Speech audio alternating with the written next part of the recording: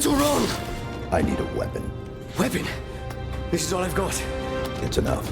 Game Pass has an edge on the competition because Microsoft is willing to release its biggest exclusives day and date on the service. Psychonauts 2 and Forza Horizon 5 are big games that carry a lot of weight, but Halo is the crown jewel of Microsoft's first-party stable. It's an unprecedented strategy to make a huge exclusive a part of a subscription service, and Microsoft has sacrificed a lot of boxed copy sales to make it happen.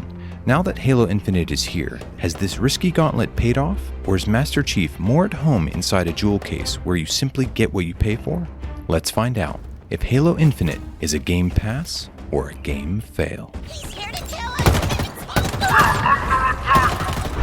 Halo Infinite opens with the leader of a race called the Banished defeating Master Chief in a massive war set on Zeta Halo. 6 months later, a pilot recovers him floating in space and tells him the Spartan forces have lost the war. Undeterred, Chief decides to finish the fight on his own. We need help, not heroics. No, we do our duty. Protect humanity, whatever the cost. He then recovers an AI known as the Weapon, whose job was to capture and destroy Chief's former pal, Cortana, who went rogue in the previous game. The pair must head out on the rings of Zeta Halo and take control away from the Banished and figure out what happened to Cortana. Wow, look at this place. It's so full of more monsters coming to kill us. If you've never played a Halo game before, the story is completely incomprehensible. The opening cutscenes reference all kinds of previous events, and there's no attempt to catch new players up on even basic happenings like Cortana going rogue. I think I'm with you. I didn't even know what a Banished was an hour ago, and even I can see the odds aren't great. There are plenty of audio logs scattered across the environments, but they fail to provide enough context to keep them from sounding like gibberish. While the story can be hard to follow for noobs, all the game's characters help carry the story with their distinct personalities. Incoming. But what if it's a friend? It isn't. There's the stoic Master Chief, the smart and inquisitive Weapon, the hubris-laden Banished leaders, and the comedic grunts. Flee! Everyone flee! Halo Infinite's gameplay is split into two halves, but what ties them together is the excellent gunplay. One of the defining aspects of Halo is that you can only hold 2 weapons, and thus you are frequently switching them based on the enemies you face. You always have to make trade-offs with your loadout. There are generic ammo stations in Halo Infinite, so you don't have to switch quite as much, but you'll still be a stronger player if you learn the nuance of each gun. The other main addition to Halo Infinite's gameplay is a new tactical ability slot, highlighted by a grappling hook. This gives you a lot of mobility, both vertically to climb levels and horizontally to get out of trouble. The vehicles still feel like they're made out of paper. It's been a part of the series from the beginning, and love it or hate it, nothing has been changed for Infinite. Halo Infinite has 2 types of missions. Indoor missions play like a traditional linear corridor shooter. There are some open spaces sprinkled in along with various enemy types and bosses. Then there's what makes Halo Infinite distinct. It's open world.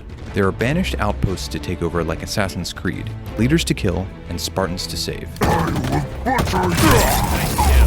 for that! You saved my ass, Spartan. It's a lot smaller than you would expect, with a lot fewer icons to clear than the typical open-world game. It keeps things focused while still providing diversions for players who want them. Halo's gameplay style doesn't fit as well with wide-open spaces, and the resulting encounters aren't as tight as those taking place indoors. Peel back your visage and expose your weakness. The move to the open world hasn't created as much progression as you might expect. The primary goal is finding Spartan cores, which allow you to upgrade your shield and tactical abilities, but there are only a couple dozen in the entire game. The other main upgrade path has you acquiring new vehicles and weapons to deploy at the bases you take over. Defeating special enemies earns you blueprints for special versions of enemy weapons. You can easily complete the game without deploying much gear, so it's more of a bonus than anything. The most interesting collectible is new multiplayer costumes, which is the only link between the campaign and multiplayer. If there is a negative, it's that the game is harder than we expected. The previous Halo games were designed such that heroic was the intended difficulty, but Halo Infinite is built around normal. Was it truly that simple? Most of the smaller enemies aren't difficult in isolation, but the game throws tons of them at you, especially out in the open world. While you're dealing with the little guys, the brutes are charging and the snipers are trying to blast Chief's helmet off. It can definitely get hectic, and and thankfully, most enemies stay dead when you respawn. Game Pass includes nearly every Halo game under the sun, but it can be argued that Infinite is one of the best. The first two games don't hold up especially well anymore, but Halo 3 does. There are plenty of other first-person shooters available to match your taste, whether it's Battlefield, Doom, Wolfenstein, Quake, or even Destiny 2 on PC. Open-world shooters are in shorter supply.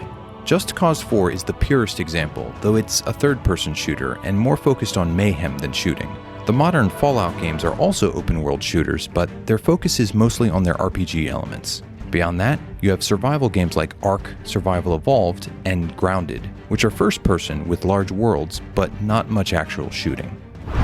Now it's time to find out, is Halo Infinite a Game Pass or a game fail? Target elimination confirmed, but we're not out of the woods yet.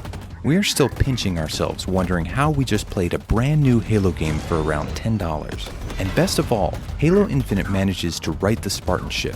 The gunplay feels great, and the grappling hook is an addition that should stay in the series from here on out. The indoor levels are well designed, and while the open world doesn't work quite as well, its tight focus means you're not checking thousands of doodads off dozens of lists. The story is a mess for newcomers, but the game's personality still shines.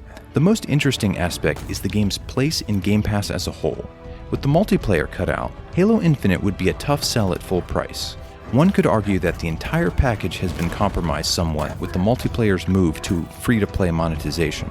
But with Game Pass, that doesn't matter, as you're getting a great campaign without paying a big chunk of money for it. The question of what this means for Microsoft's future games is important as the company starts to ramp up its output, but that's still a year away. Either way, Halo Infinite is a Game Pass. Thanks for watching Game Pass or Fail in 2021, and we'll see you in the new year.